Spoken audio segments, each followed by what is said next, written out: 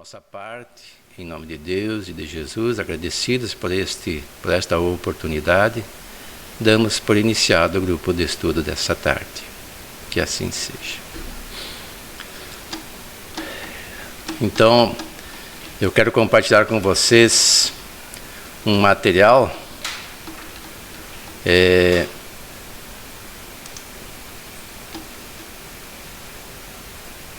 Nós fizemos no último encontro o estudo sobre o homem da mão mirrada. Estão lembrados? E tratava lá principalmente da cura do homem da mão mirrada, mas o foco principal era nós entendermos o objetivo de Jesus ter curado aquele homem em uma sinagoga, em meio à multidão, levando o homem para um meio. As pessoas fizeram um círculo e puderam ver. E nós percebemos que, naquele momento, haviam muitas pessoas ali que, muitas não digo, mas algumas influentes, que eram os fariseus e eu não estou recordando o nome da nomenclatura dos outros, que eram os doutores da lei. E eles objetivavam encontrar alguma razão para condenar Jesus. E Jesus demonstrou a eles que, através de duas perguntas, é lícito curar no sábado, fazer o bem no sábado ou fazer o mal? É lícito curar ou matar?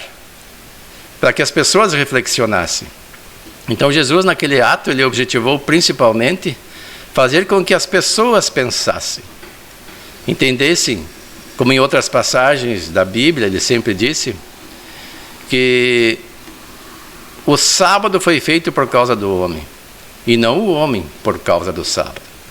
Ou seja, o sábado foi feito para que as pessoas pudessem descansar, porque senão elas poderiam, inclusive, trabalhar até a exaustão. E o César lembrou para nós, no último encontro, que foi até a pedido do próprio povo que saía do Egito a Moisés, que ele instituísse nos mandamentos um dia de descanso. Porque enquanto eles estiveram lá sob o jugo dos egípcios, como servos ou como escravos, eles não tinham dias de descanso. O trabalho era contínuo e as pessoas se esgotavam. Então foi instituído um dia da semana, que foi escolhido o sábado, para que as pessoas recuperassem as forças físicas, as pessoas, os animais, os servos e os escravos. Esse dia era para todo mundo parar e dedicar-se apenas às questões religiosas.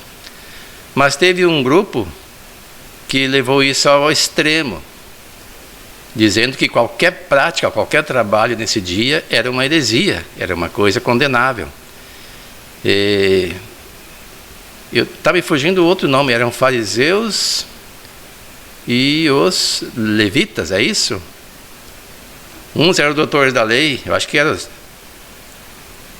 Deixa eu ver se eu encontro aqui no nosso material. Onde é que está aqui?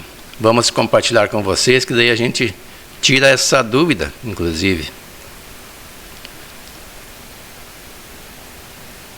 Escribas e fariseus. Como é que podem? Um lápis de memória, né? Os escribas e fariseus. Os fariseus, como nós vimos nos últimos encontros, era um povo que levava ao extremo essas questões. Eles faziam questão, inclusive, de pagar o dízimo das coisas que compravam, porque a lei dizia que o dízimo deveria ser pago das colheitas, das coisas que se vendia, porque eles temiam que as pessoas que venderam para eles não pagassem. E o objetivo deles era aparecer diante de Deus como aqueles que cumprem a lei muito além do que é exigido. Queriam se julgar melhores que os outros e cobravam a postura semelhante das demais pessoas. Então eles buscavam em Jesus, os fariseus e os escribas, um motivo de condená-lo, porque ele curava no sábado. E ele fez esse trabalho já como um método de educação daquele povo, das pessoas que o visualizavam e daqueles que detinham o conhecimento das questões religiosas e que impunham ao povo de uma forma coercitiva, que ninguém é impedido de fazer o bem e que o bem deve ser feito todos os dias. Até a Geni falou que ela reserva um dia da semana, que é quarta-feira, né, Geni? Que é o dia para o seu descanso, para refazimento das energias, para as atividades mediúnicas. Não é um dia consagrado à ociosidade, só à satisfação dos prazeres materiais. E nós falamos que médicos não param, estão sempre curando as pessoas, só param nas suas férias. Não tem noite, não tem dia, estão sempre atendendo. Os médicos que eu digo, aqueles que trabalham em provocação, não aqueles que apenas buscam lucro, né? E Jesus procurava mostrar àquelas pessoas esse entendimento. E os fariseus e os escribas, eles se apegavam mais à letra de uma forma fria, a ponto de negar o socorro a um necessitado, porque entendiam que isso violaria a lei. Se uma pessoa estivesse doente, eles não ofereciam tratamento, não ofereciam nada, e condenavam aqueles que assim procedessem. Então faltava a eles a caridade. Eles tinham a formalidade, achando que dessa forma estariam agradando a Deus. Faltava muita compreensão. E no final do estudo, recomenda que nós façamos uma leitura e uma interpretação de 2 textos. Um de André Luiz, que se chama Cura Espiritual, através da psicografia do Chico Xavier, que está no livro O Espírito da Verdade, editado pela FEB. E o outro é Doenças e Doentes. Na verdade, são doentes e doenças. Eu não sei se vocês têm, na última vez eu compartilhei, não sei se alguém baixou. Aí eu vou compartilhar com vocês primeiros aqui Curas Espiritual. Eu vou fazer a leitura corrida, um e outro, para que nós façamos nossas reflexões a respeito desse conteúdo. Então vamos compartilhar essa tela aqui.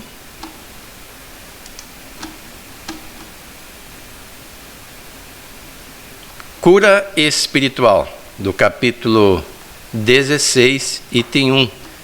É um livro, na verdade, do Francisco Cândido Xavier e Valdo Vieira, por espíritos diversos. Diz assim: comece orando. A prece é luz na sombra em que a doença se instala. Semeie alegria. A esperança é alegria no coração. Fuja da impaciência. Toda irritação é desastre magnético de consequências imprevisíveis. Guarde confiança. A dúvida deita raios de morte. Não critique. A censura é choque nos agentes da afinidade. Conserve brandura. A palavra agressiva prende o trabalho na estaca zero. Não se escandalize. O corpo de quem sofre é objeto sagrado. Ajude espontaneamente para o bem. Simpatia é cooperação. Não cultive os desafetos. Aversão é calamidade vibratória. Interprete o doente qual se fosse você mesmo. Toda cura espiritual lança raízes sobre a força do amor. André Luiz.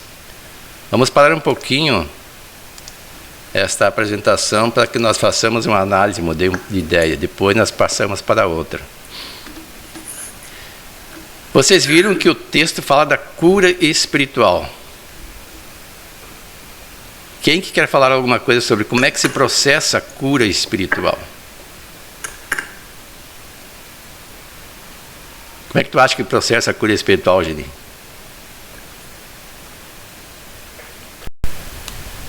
Tá sem som. A cura espiritual, Luiz, vem através do pensamento da gente. E eu vejo assim, dos nossos atos. fazendo tudo com amor, com perseverança, sem orgulho, sem vaidade. E sempre se colocar acima de tudo no lugar daquela pessoa que ela está passando, com aquela necessidade, sem julgar.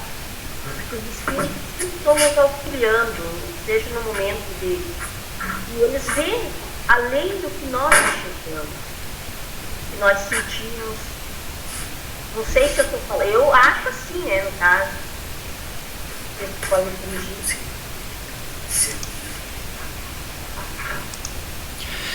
E tu, Nelson, o que tu acha?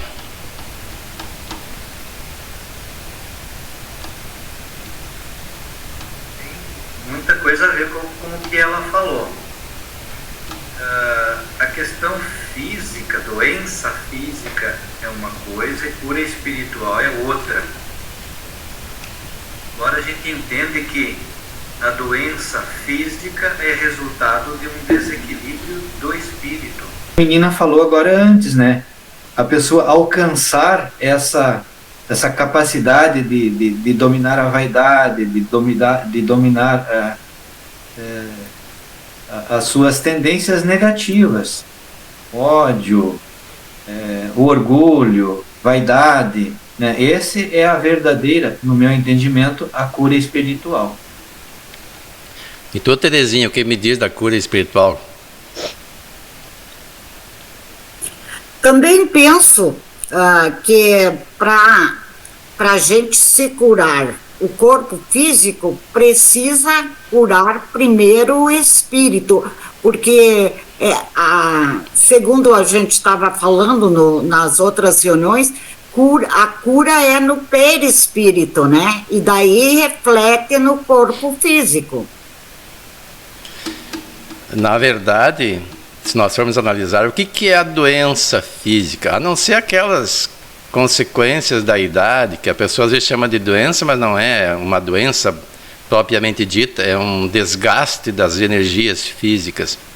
Porque chega um tempo, por exemplo, as articulações ficam prejudicadas, as cartilagens se desgastam. Não estamos falando desse tipo de doença, que não é doença, é um desgaste.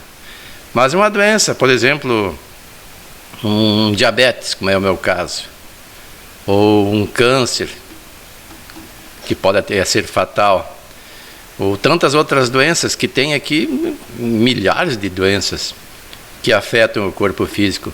O que são essas doenças? Nós temos aprendido em Espiritismo que a saúde perfeita não se conhece na Terra. O único Espírito que esteve na Terra que teve saúde perfeita foi Jesus, pelo seu padrão vibratório. E por que os demais não temos saúde perfeita? Quando nós entramos, nós aprendemos isso, e hoje a moderna ciência, principalmente na área da quântica, que a gente não entende muito, revela isso. Tudo que existe é uma forma de energia. Nós ainda não temos noção do que nós somos. Nós olhamos assim um corpo físico, olhamos o mundo onde transitamos, essas coisas que chamamos de material, que na verdade também só tem um nome de material, é uma forma de manifestação da energia, e desconhecemos a nossa própria identidade, a nossa própria essência. O que nós somos? Nós somos, assim, falando a grosso modo, constituído de espírito, perispírito e matéria. Mas o que é espírito, perispírito e matéria? Espírito é a consciência, é essa unidade desse indivíduo que tem um pensamento contínuo, que é capaz de entender, pelo menos em parte, a si próprio, o meio onde se encontra, fazer um juízo das coisas e interagir com os seus semelhantes e agir no meio ambiente onde se encontra. Mas esse espírito precisa de um veículo. Ele, por si só, não consegue atuar em vários ambientes do universo. Mesmo no mundo dos espíritos, nós precisamos de um corpo, que nós chamamos de perispírito, que é uma forma de corpo astral, alguns dizem, né? Porque nós, aqui, enquanto estivermos encarnados, a não ser os médios, não vemos. Mas eles existem. É o veículo de manifestação do espírito desencarnado, no ambiente em que se encontra. E quando encarnados, nós temos mais um corpo.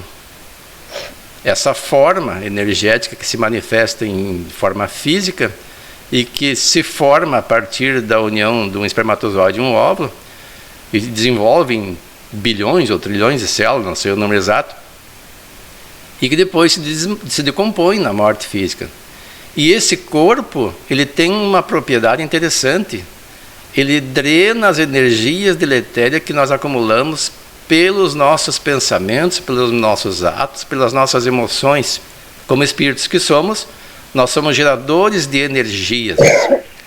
E essas energias, e a gente aprendeu isso nos grupos de estudo, são tão intensas que são capazes de fulminar o corpo físico. Um ataque de ódio, por exemplo, ou um susto demasiado, um choque, pode fulminar um corpo físico. E aí se tem um mecanismo que filtra, que é o duplo etérico, que é um outro campo energético que existe enquanto nós estamos encarnados. Morrendo o corpo, esse duplo etérico se desvanece. Mas ele é uma espécie de filtro, então quando tem um ataque de raiva, ou um susto, ou um choque qualquer, a energia é tão forte que uma parte fica retida no duplo etérico e outra parte vem para o corpo. E quando não há um bloqueio suficiente, a pessoa pode desmaiar e, em alguns casos, até morrer. Tem gente que morre aí quando leva um choque. Eu conheço uma história de uma amiga nossa, pelo menos o filho era amigo, ela era mais conhecida do que amiga. E o filho foi morto numa luta e por uma arma de fogo. E ela, quando soube da notícia, ficou tão abalada que acabou desencarnando também. Então aí está uma prova de que a energia que o espírito produz pode abalar o corpo.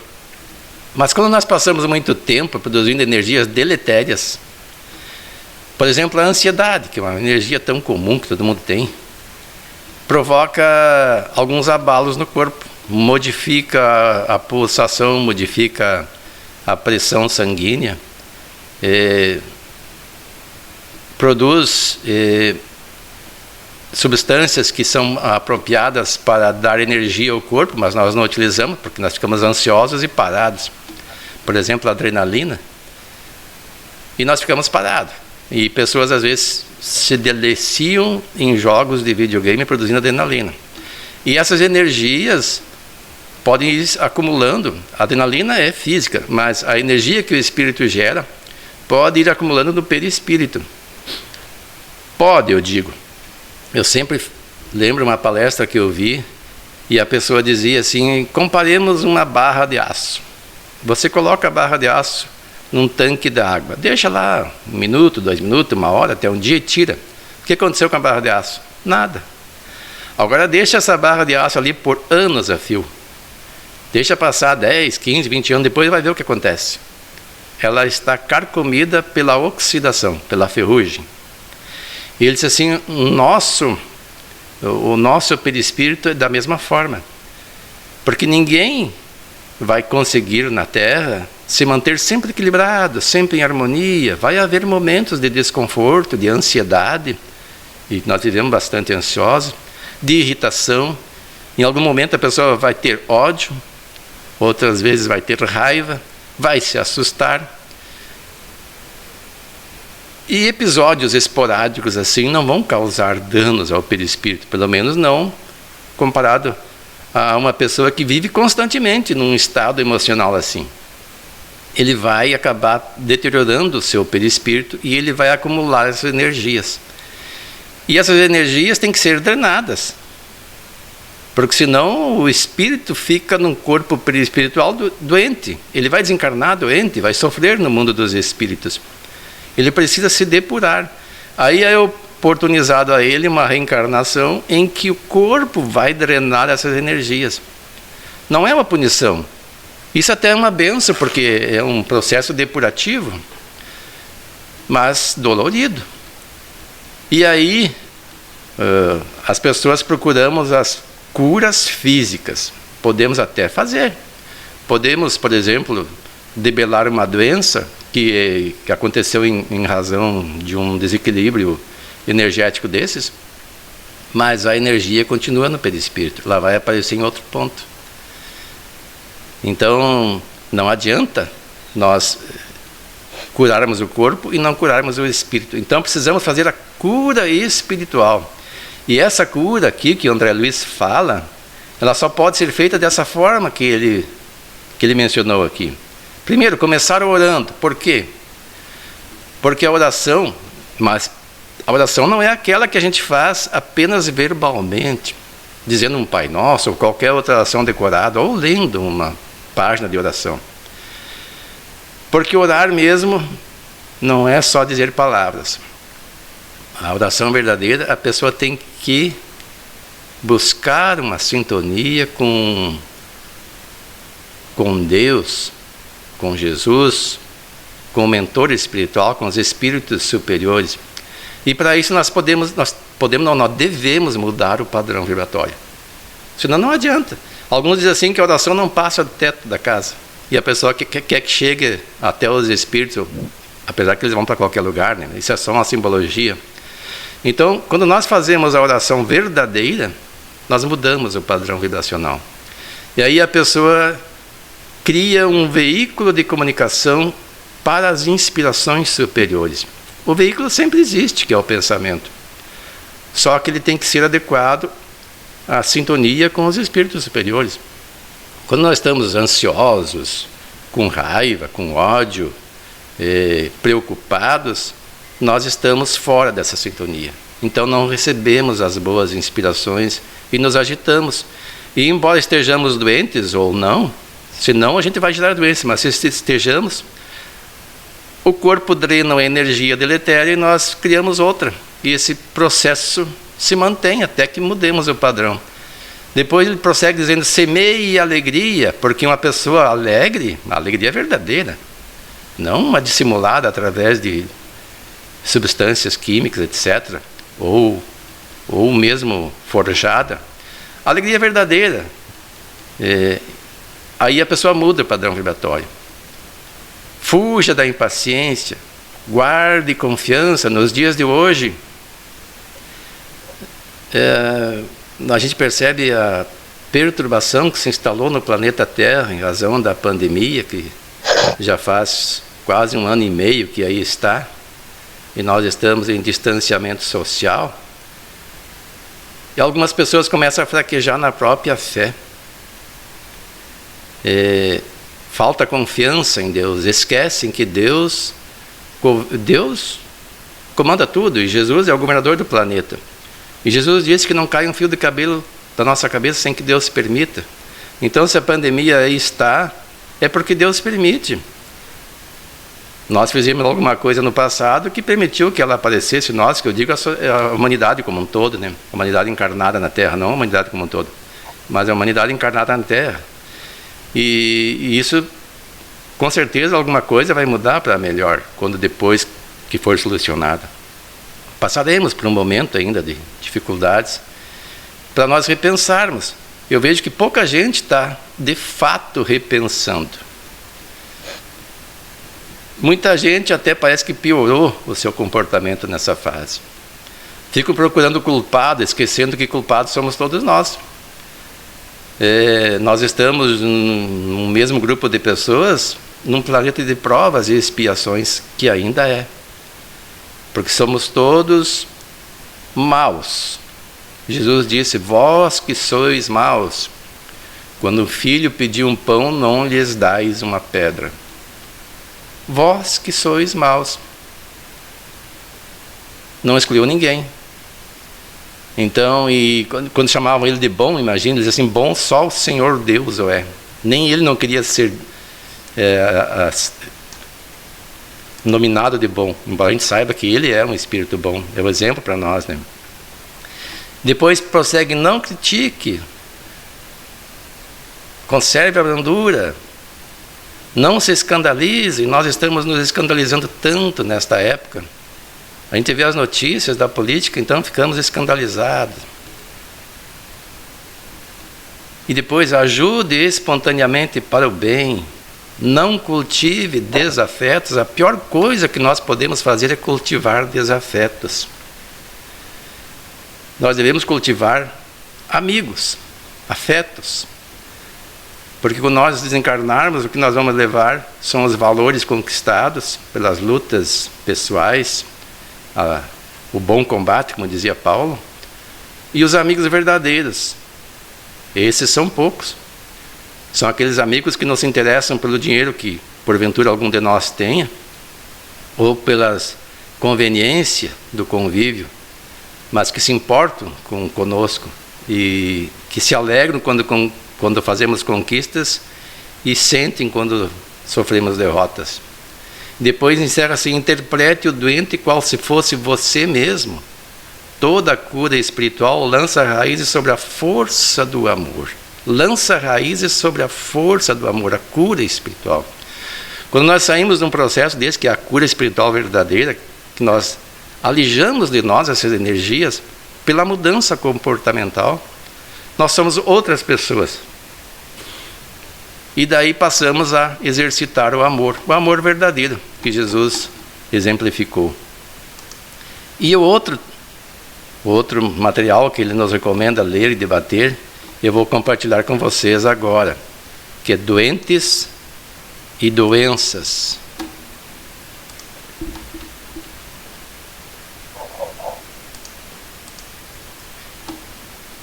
E ele diz o seguinte, do livro Estante da Vida, do Irmão X, por Chico Xavier. Doentes e doenças. O respeito aos doentes é dever inatacável, mas vale descrever a ligeira experiência para a nossa própria orientação. Isso aí quem fala é o Irmão X, né? Penetramos o nosocômio, acompanhando um assistente espiritual que ingressava no serviço pela primeira vez. E por isso mesmo era ali tão adventício em matéria de enfermagem quanto eu próprio. Atender a 4 irmãos encarnados sofredores, o nosso encargo inicial nas tarefas do magnetismo curativo. Designá-lo-emos por números. Em arejado aposento, abriremos-nos deles, depois de curta oração. O amigo número 1 arfava em constrangedora dispneia, suplicando em voz baixa: valei-me, Senhor. Ai, Jesus! Ai, Jesus! Socorrei-me, ó Divino Salvador! Curai-me, e já não desejarei no mundo outra coisa senão servir-vos. O segundo implorava sobre as dores abdominais em que se contorcia: ó meu Deus, tende misericórdia de mim. Concedei-me a saúde e procurarei exclusivamente a vossa vontade.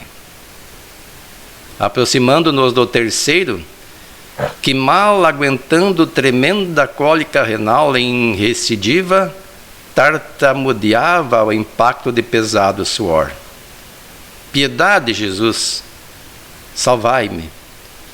Tenho mulher e 4 filhos, salvai-me, prometo ser-vos fiel até a morte.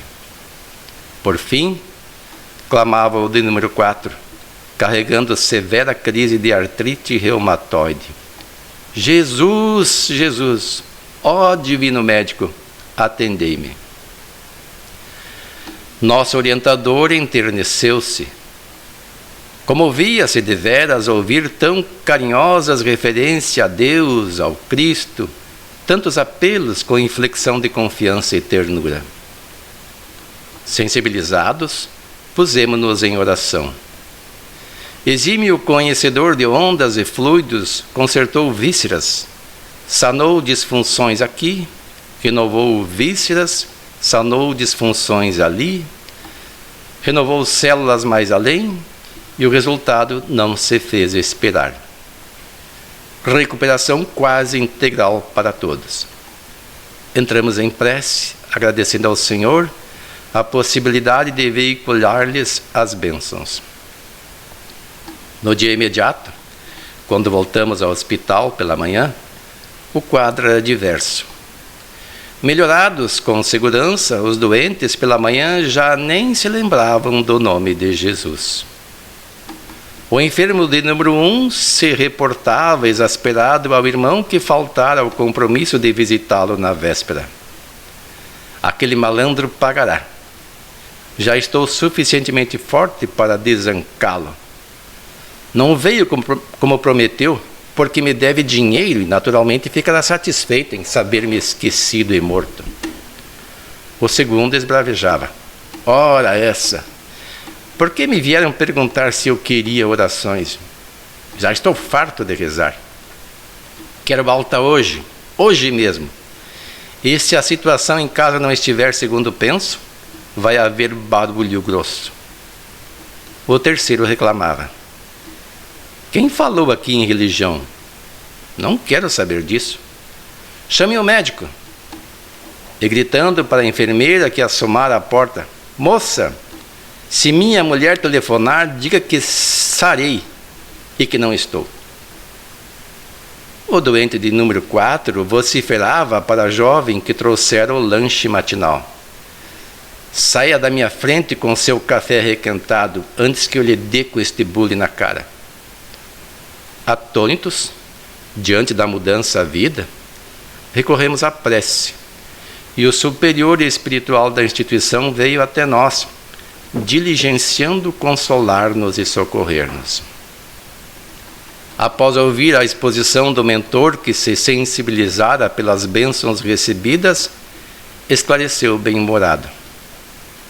Sim, vocês cometeram um pequeno engano. Nossos irmãos ainda não se acham habilitados para o retorno à saúde com o êxito desejável. Imprescindível baixar a taxa de melhoras efetuadas.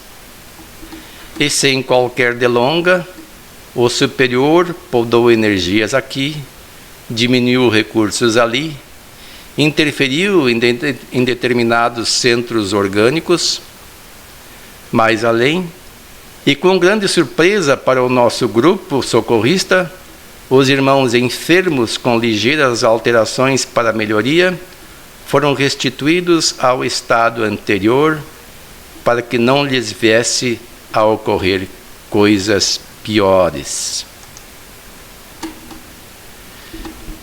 Então, o que vocês acharam? Para te ver, né, Wilson? A hora que estava doente, se sentia tão chamando Jesus, chamando Deus, pedindo ajuda. E é o que mais acontece com o ser humano. Quando ele dá uma melhora, ele já espraguejando, já pensando em vingança ou fazer o mal.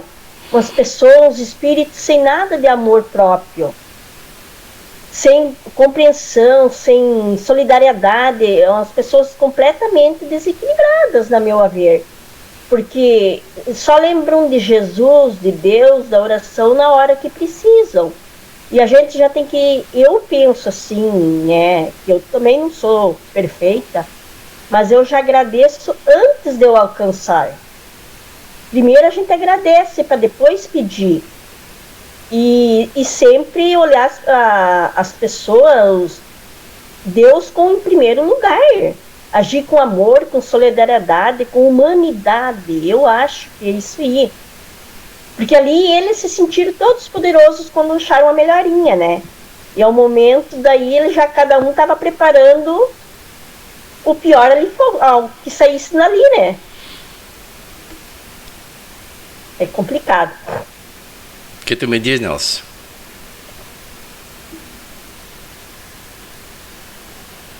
O que a Geni falou é bem certo.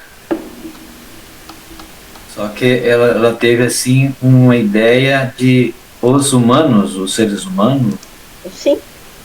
E aí eu já penso assim, nós. Pois é, nós, né? Incluindo, né? Na verdade, quando a gente está sentindo na pele, aí nós viramos aqueles pedintes, né? Sofridos, que nem estava naquela descrição ali do. Acho que era Irmão X, não me lembro quem que era o espírito que estava O irmão contando. X, né, que escreveu. E assim que a gente se liberta da doença física, aí é que vem a hora da verdade, né? Se a gente realmente mantém esse sentimento, e se o sentimento de gratidão vem à tona ou não.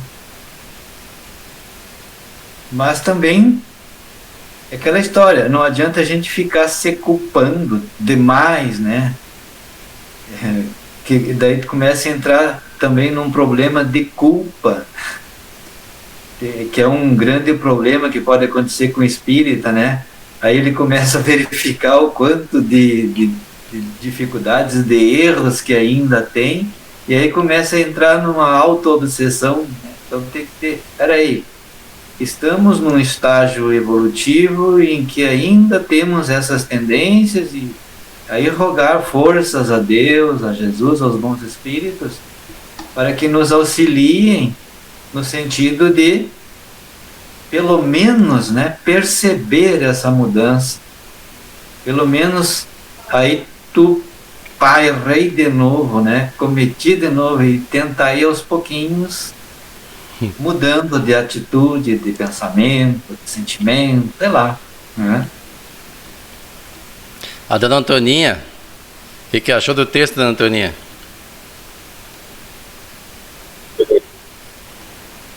Olha, eu estou estudando, achei muito bom, mas eu sempre tenho uma comigo de dizer, a maior luta é nós com nós mesmos, para nós poder ganhar a oportunidade de um pouco de evolução espiritual. Então nós temos que corrigir muita coisa com nós mesmos, né? Para nós poder, como diz, ganhar a evolução espiritual, porque foi muito bem distribuído os ensinamentos que nós estamos recebendo, porque o Mestre Jesus assim ele ensinou nós, né? Através porque nossa consciência, nós guardemos dentro dela sempre, nem que nós não usemos, mas nós guardemos dentro da nossa consciência. Então, quando vem a revolta, como falaram ali, né, o dia da revolta, se esquecem completamente do que estudaram, do que aprenderam. Essa é uma luta que eu sempre faço comigo mesmo. Na hora é que nós temos que ter uma capacidade espiritual de evolução, de se corrigir nós mesmos, porque Então, Terezinha, é bem verdade o que os irmãos explicaram. Pois olha, eu penso assim, ó, que nós não estamos ainda preparados para sofrermos, aliás, aceitar uma dor que não seja de sofrimento, com sofrimento, né? Existe a dor e o sofrimento. Então a gente ainda não está preparado. E na hora da dor, a gente clama aos quatro ventos. E realmente, como o Nelson falou, logo depois de atendido, nós achamos tudo quanto é desculpa para não seguir no caminho de servir como Cristo ensinou, né? É isso. Faz lembrar, Nelson, do irmão José, Delfino do Nascimento, que ele sempre dizia, dor, luz, bálsamo santo, manjar das almas puras. E ele ensinava a nós como nós receber a dor e como nós sair da dor. Mas é só a saudade dele. Vamos. Feliz. Eu pediria para ela repetir de novo aquelas palavras que eu quero anotar aqui.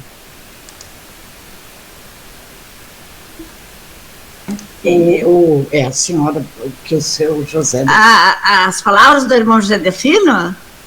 Do irmão José? É. Dor, luz, bálsamo santo, manjar das almas puras. aspecta o reino para o ímpio. Ele dizia, ensinava nós assim. Feliz de quem Aspecta procura, o reino para o ímpio. de quem procura Deus sem necessidade de ser estimulado pela doença. Quem procura conhecer o Evangelho de Jesus para aprender e colocar em prática.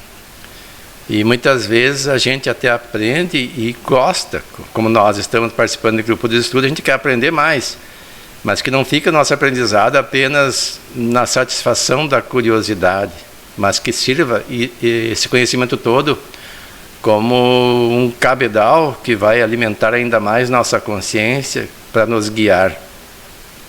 Há pouco tempo nós passamos por um episódio de uma pessoa próxima que passou por uma dificuldade e que nos foi orientado por um espírito, ele se intitula Pai Inácio, a fazer o Evangelho no lar diariamente. E também no grupo espírita, na casa que nós frequentamos, se não me engano, foi dada a mesma orientação. E nós passamos a fazer o Evangelho diariamente. E o resultado foi muito além do esperado. Eu imaginava que esse processo ia demorar muito tempo, porque eu tenho visto outros casos semelhantes em que o processo de harmonização da pessoa afetada demorou muito, alguns casos até décadas. Ali foi rápido mesmo, questão de, acho que não levou 3 meses. E a ponto de a pessoa até pensar, nós, né, no caso, de voltar para a prática antiga do Evangelho no lar uma vez por semana. Mas preferimos manter. E o Evangelho no lar diário, claro que nem todo mundo tem tempo. Eu, como estou em trabalho remoto, então eu reservo, antes a gente fazia 1 hora, agora fazemos ao meio-dia. Eu almoço pouquinho depois das 11 e já meio-dia fazemos o Evangelho no lar diariamente. A não ser em algum momento que não dá, por alguma outra razão. E isso é uma forma da gente compreender que, uma vez beneficiados por uma cura concedida, uma cura, nesse caso, uma cura física, mas mais que tudo espiritual mesmo, nós devemos manter o mesmo remédio utilizado, porque ele serve não só para aquele processo lá, mas serve para nós também como um meio de nos mantermos mais vigilantes. A orientação de Jesus é orar e vigiar. E como eu disse, não é possível orar verdadeiramente sem mudar o padrão vibratório. E quando a gente faz um evangelho no lar, a gente procura orar da forma mais adequada possível. E quando a gente eleva o padrão vibratório, vêm as boas inspirações, até mudam, às vezes, o nosso sentimento em relação aos acontecimentos do dia a dia. O nosso ânimo muda. E isso é importante. E essa questão do remorso nós vamos abordar agora. Vamos adentrar ao estudo. Eu acho que o nosso horário aqui está quase terminando. Quando terminar aqui, nós passamos para outro período de vídeo, né? De reunião. Mas nós vamos entrar lá no módulo 5 do livro 2 do EAD, aprendendo com os fatos cotidianos. Vamos compartilhar aqui. Tu tem material, Nelson? Tá sem microfone. É o João Batista, né? É. Tem. Então tá. Aí melhora para acompanhar.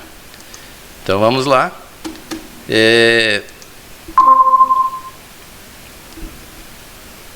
Aprendendo com os fatos cotidianos. Aí tem o roteiro 1. Objetivo: analisar a missão de João Batista à luz da doutrina espírita. E as ideias principais aqui, ó.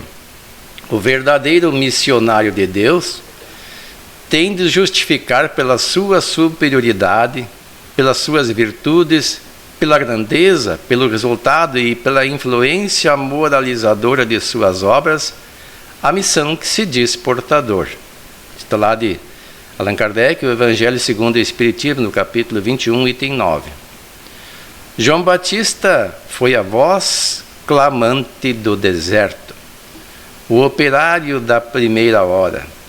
É ele o símbolo da verdade que arranca as mais fortes raízes do mundo para que o reino de Deus prevaleça nos corações. Isso é de Humberto de Campos, no livro Boa Nova, capítulo 2.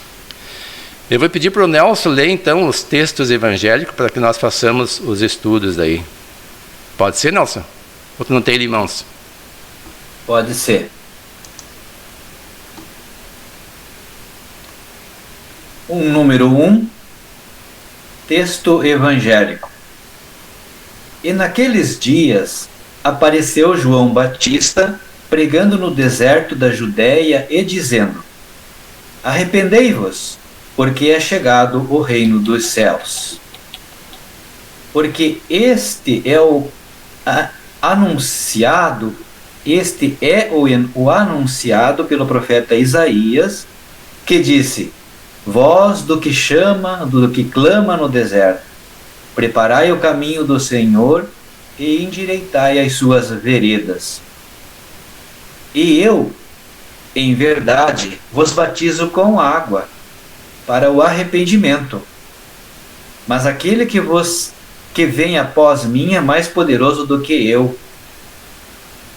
Não sou digno de levar as suas sandálias.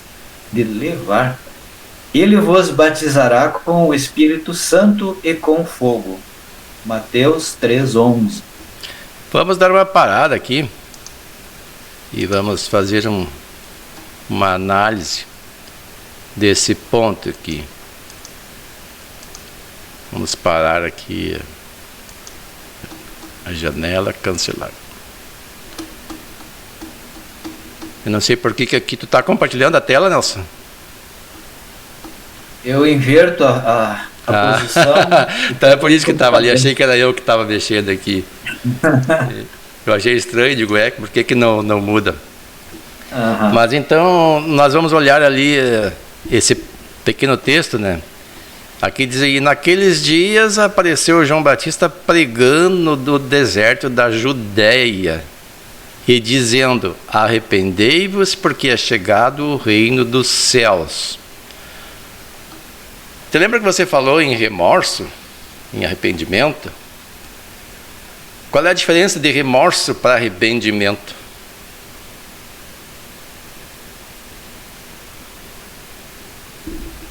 Eu, de momento, assim, eu não tenho dá a impressão que remorso é você sentir-se errado na situação, conduído por aquilo, e o arrependimento é um passo além. Dá a impressão assim que aí você está querendo sair desse remorso, desse remoer da coisa, e já querendo ter uma atitude diferente. Isso aí. Alguém quer falar a respeito? Para mim, o Nelson já disse tudo, mas o remorso é uma coisa que tu fica remoendo, fica te machucando, porque que tu sabe que tu fez coisa errada, o remorso. O arrependimento é uma coisa assim, praticamente a mesma coisa, só que a diferença com o arrependimento, tu tem a chance de corrigi-lo. E aí, pode corrigir. E aí, Terezinha, tu quer falar?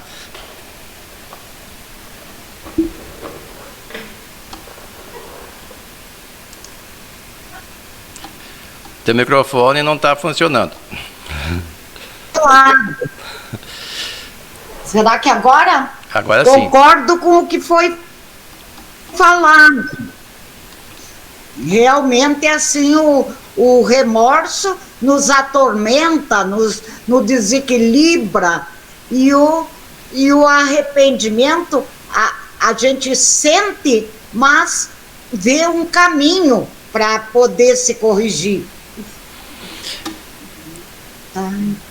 Eu vou compartilhar com vocês uma tela que eu tenho. Eu já penso assim.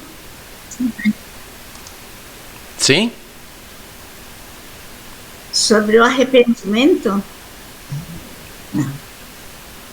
O arrependimento, para mim, arrepender dos erros que a gente já praticou, que a gente tem lembrança na consciência, e levar a Deus e a Jesus um pensamento assim profundo, uma de lágrima até, arrependido daquilo, para poder, como diz, sair daquilo ali, né? Daquele arrependimento profundo e ganhar a oportunidade de entender e corrigir aquele erro que a gente se arrependeu. É o que eu penso, né?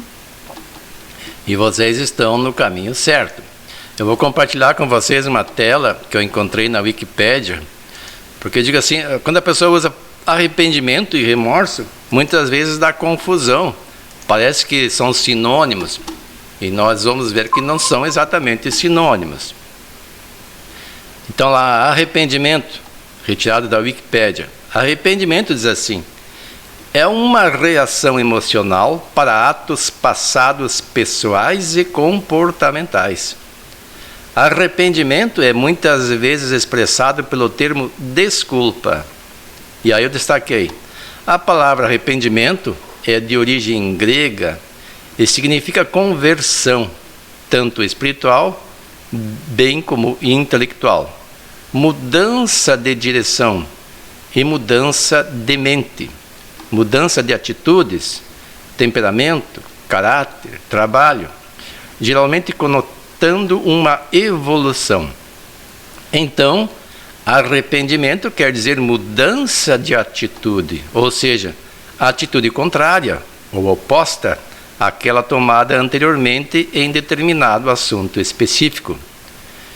Diferentemente do remorso, em que a pessoa sofre o que não se sensibilizou verdadeiramente do mal que possa haver causado a outros, e que, pensando apenas no próprio bem, é capaz até de afligir a si mesmo algum tipo de castigo, como uma autoflagelação, por exemplo. E nós lembramos, que nós vimos em filmes, às vezes, que contavam a Idade Média, algumas pessoas, ou até monges que se puniam, usavam um látigo, batiam em si próprias. Então, retomando um pouco da leitura, apenas para tentar se esquivar de sofrer uma punição ainda mais severa por causa do erro que cometeu. Punição que pode realmente ou não vir a penar. O arrependimento verdadeiramente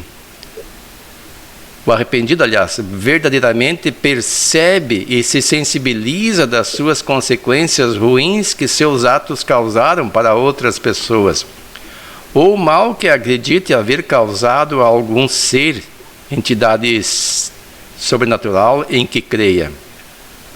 Essa sensibilização à dor alheia leva o arrependido a uma tristeza verdadeira pelo dano sofrido pelos que prejudicou, e como consequência, sempre faz o arrependido tomar uma firme decisão de não mais cometer o mesmo erro, para não mais causar mal a outros. O arrependimento pode assim também ser considerado como a dor sentida por causa da dor causada. Aí fica mais claro para nós a diferença entre arrependimento e remorso. O remorso é associado à culpa. É um primeiro mecanismo. Até ele é o primeiro passo para o arrependimento. Porque a pessoa percebe que errou. E ela se sente culpada pelo seu erro. Mas ela pode ficar só nisso. Ela pode ficar queixosa, pode se sentir um infeliz, um desgraçado, alguém que não mereça nem sequer o auxílio de Deus. Eu sempre lembro de uma palestra, não era palestra, é pregação, a gente fala palestra, mas é uma pregação de uma pastora que eu vi na televisão. Lá eles falam milagre. Ele diz assim: sabe por que não acontece um milagre em sua vida? Dizia ela. Porque você não se sente merecedor. E eu fiquei pensando no que ela disse. Porque na verdade milagre não existe. Mas nem vamos entrar no mérito dessa questão, né? Mas existem mudanças que acontecem na vida da pessoa, existem transformações para melhor, e que às vezes a pessoa não se permite, porque ela não se sente merecedora. Ela cria um processo de autopunição, a consciência culpada. Ela faz com que, inclusive, redunde em doenças físicas, doenças psíquicas, que são fatores que, além de atrasar a vida da pessoa, eles causam grande sofrimento e as pessoas com quem convivem. Agora imaginemos nós o caso de Saulo. Saulo perseguia os cristãos.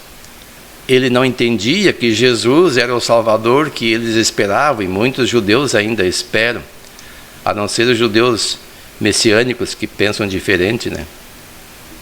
Mas a maioria dos judeus ainda esperam um Salvador. E ele via aquele Jesus como um subversivo da lei, alguém que deturpava o pensamento das pessoas e os afastava das práticas que eles ferrenhamente seguiam.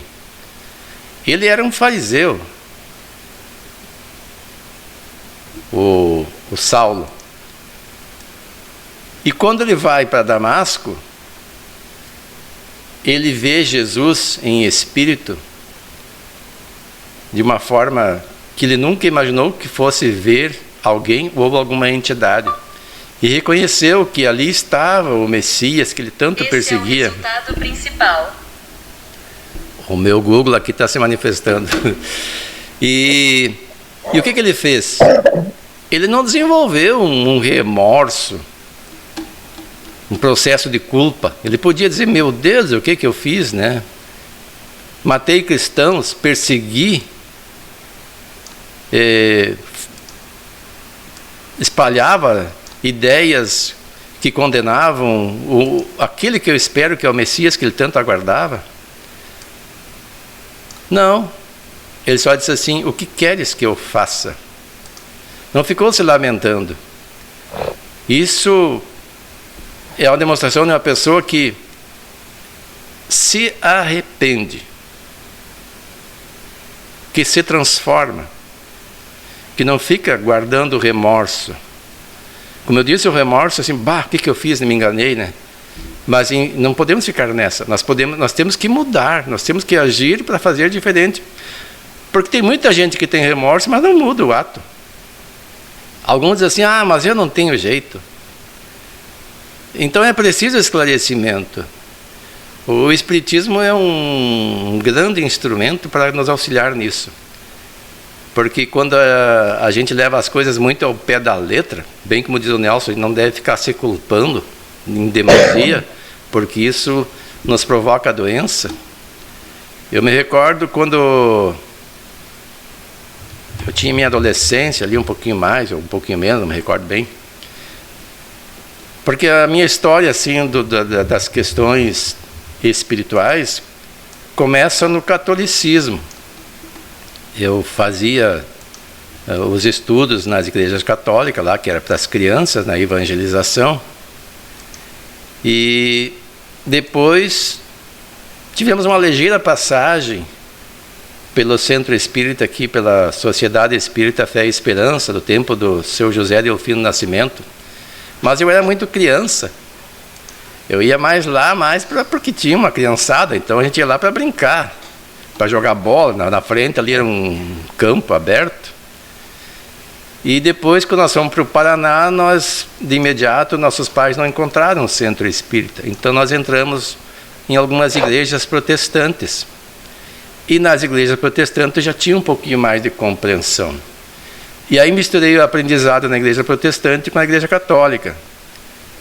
E tanto uma quanto outra trazem a ideia de que nós fomos criados nessa vida. Quando nós nascemos, Deus nos criou como espíritos. Até nem usa espíritos, esse termo. Recebemos um corpo para uma vida única. E nós temos nessa vida a oportunidade de fazer o bem ou o mal. E isso vai traçar o nosso destino. E se nós fizermos tudo certinho como manda o Evangelho, entendia eu, ia para o céu. Se não, fatalmente ia para o inferno. E aí eu ficava pensando comigo, meu Deus, por que Deus não me matou quando eu era criança? Eu pensava assim. Porque eu tinha aprendido que criança não tinha pecado. Olha só a análise que eu fazia, né? E eu cresci e eu me via uma pessoa que não era capaz de seguir 100% o que a religião, por último, que eu frequentava, dizia que tinha que fazer. Um exemplo simples. Aquela igreja que eu frequentava na época proibia que as pessoas lessem obras que não fossem da igreja, que ouvissem músicas que não fossem da igreja. E eu sou muito eclético, gosto do que tipo de música. Então eu digo, mas como é que eu vou fazer para não ouvir música? Como é que eu vou fazer para não ler meus gibis, né? Então não me entregava a Jesus como eles queriam, porque eu achava que seria uma demagogia. E aí eu achava que não tinha salvação. Aí depois viemos embora, lá em Castro, a mãe, aliás, em Rio Negro mesmo, a mãe encontrou um centro espírita, e aí nós voltamos meio que forçados para o espiritismo. Só que eu não acreditava, eu tinha aprendido na igreja lá que espiritismo era coisa do demônio, e que as pessoas lidavam com mortos, aquilo para mim me assustava, né? Quando as médium vinham me dar passe, elas botavam as mãos assim e eu olhava e pensava comigo, mas que fingimento. Eu achava que era fingimento da mulher. E aí houve um tempo lá em Casca, nós até frequentamos a evangelização, mas eu não me recordo bem porque que eu não aprendi direitinho como as coisas funcionam.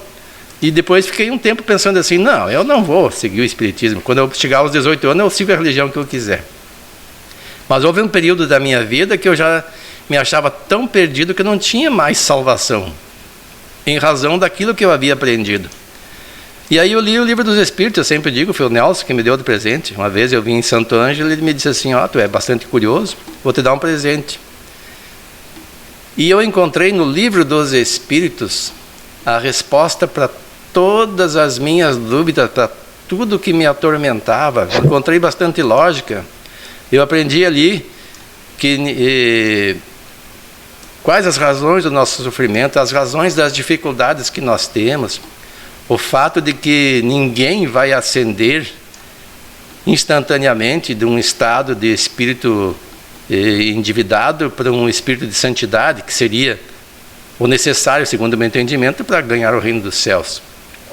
E que nós temos tempo, claro, que a gente faz o tempo ficar maior ou menor, de acordo com a sua vontade, né, com o seu esforço, que nós podemos adiar e sofrer mais ou diminuir o sofrimento. E também encarar as dificuldades da vida não como sofrimento, mas como um desafio a serem vencidos. E é o que nós estamos aprendendo aqui. Então o Espiritismo para mim foi uma grande alavanca, porque me fez mudar, me fez compreender estas questões. E João Batista, como está colocado aqui, ele também diz que veio batizar com água para o arrependimento, não para o remorso. E essa água era um símbolo. Por que o Espiritismo não batiza, todas as religiões batizam? Vocês sabem dizer por quê?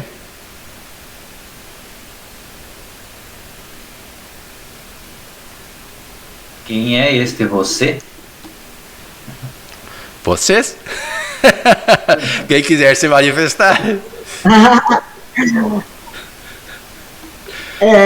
Eu penso, sabe, que o batismo que o João Batista fazia era com arrependimento de pecados, né?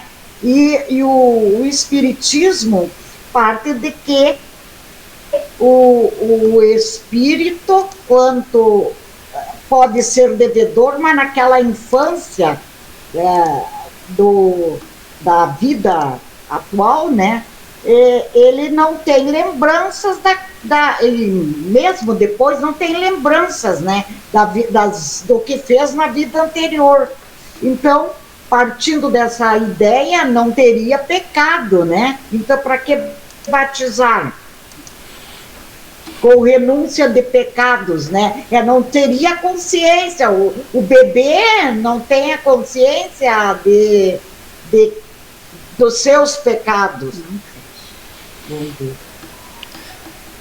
Agora eu quero dizer para vocês, né, que eu agora me trouxe na lembrança que eu fui batizada no Fé e Esperança, naquela época que o irmão José Delfiné é meu padrinho de batismo, e a Madrinha Maria, né? Naquele tempo eles faziam batismo. Quando eu... Então, idade adulta. Mas já ele explicava naquela hora que João Batista batizava no deserto, mas ele dizia, após mim vai vir, eu faço batizado por renúncia de pecados, né? Endireitai o caminho, as veredas por onde Cristo ia passar. Mas após mim vem um que vai batizar, esse é que vai endireitar o caminho, endireitar as veredas por onde todos vão passar. Então, vocês agora fizeram eu lembrar, porque naquele tempo eu também fui batizado. Eu não sei, né? Houve um tempo em que as casas espíritas faziam muitas práticas religiosas.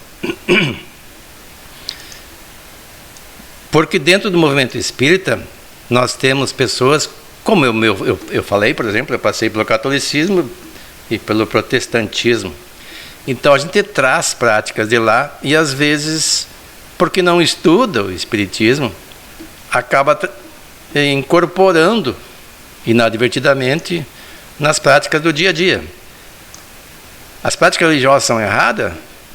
Não são erradas nem certas, uma visão de quem queira entender as coisas no sentido mais profundo. São um mecanismo que as religiões adotam para se conectar com Deus, uma espécie de bengala. E o espiritismo verdadeiramente compreendido, ele percebe que essas bengalas não precisam. Tanto que o espiritismo não deve ter rituais, não deve ter hierarquia, não deve ter vestimentas apropriadas para determinadas situações. Esse é o espiritismo verdadeiro e tantas outras coisas. E o texto ali diz assim, em verdade vos batizo com água para arrependimento, mas aquele que vem após mim é mais poderoso do que eu. Não sou digno de levar as suas sandálias. Ele vos batizará com o Espírito Santo e com fogo. Então não tem mais a prática material. Depois de Jesus, não se tem notícia que Jesus tenha batizado alguém na água. Ele foi batizado na água para cumprir um ritual, para mostrar a sua submissão às leis estatuídas, sem agredi-las. Porque não tem problema, se você quiser se batizar numa religião qualquer, você pode se batizar. Isso não vai te atrasar ou te adiantar em nada. Mas dentro do movimento espírita isso não é adequado, porque seria uma prática religiosa, uma prática ritualística. E o espiritismo é a religião no sentido filosófico, no sentido de religar o homem a Deus, não no sentido tradicional, aquele que, como eu mencionei, de hierarquia, de rituais, de um monte de coisas que mais servem como bengalas psicológicas para que a pessoa se sinta mais próxima de Deus. Então, por isso, o espiritismo não tem rituais. Nós estamos praticamente já 1h30 de encontro. Eu não sei se vocês querem falar mais alguma coisa a respeito ou se nós encerramos para a oração do encerramento. Tu quer falar alguma coisa, Geni? Olha, Wilson, para mim já está tudo bem explicadinho. Por hoje, tá bom, sim. Então tá, vamos pedir então para Terezinha Para Terezinha fazer a oração de encerramento. Pode ser, Terezinha? Pode ser. Vamos levar o nosso pensamento a Deus, a Jesus, agradecidos por esse momento, pela grande oportunidade de estarmos juntos, mesmo que virtualmente, para que possamos adquirir os conhecimentos sobre a doutrina espírita, sobre esses ensinamentos todos que Jesus nos trouxe. E temos, Senhor, que pedir que nós possamos colocar em prática na nossa vida, porque, como os irmãos bem dizem a mim, não é de todo o certo nós aprendermos e não colocarmos em prática. Pedimos a Deus também nesse momento, a Jesus, aos mentores da Casa Espírita Fé e Esperança, a bênção sobre todas as pessoas que se encontram doentes, nosso irmão César, a Adélia, a dona Fátima, que Jesus, o médico dos médicos, traga os fluidos necessários ao seu restabelecimento. Queremos ainda, Senhor, pedir um final de semana bom para todos nós. E que Jesus amado cubra com o seu manto divino toda a humanidade. Que nós possamos, Senhor, trilhar o caminho do bem e amar ao próximo, que é o maior mandamento, né, da lei de Deus, trazido por Jesus. Com essas rogativas, nós damos por encerrado o estudo desta tarde. Que assim seja. Assim seja.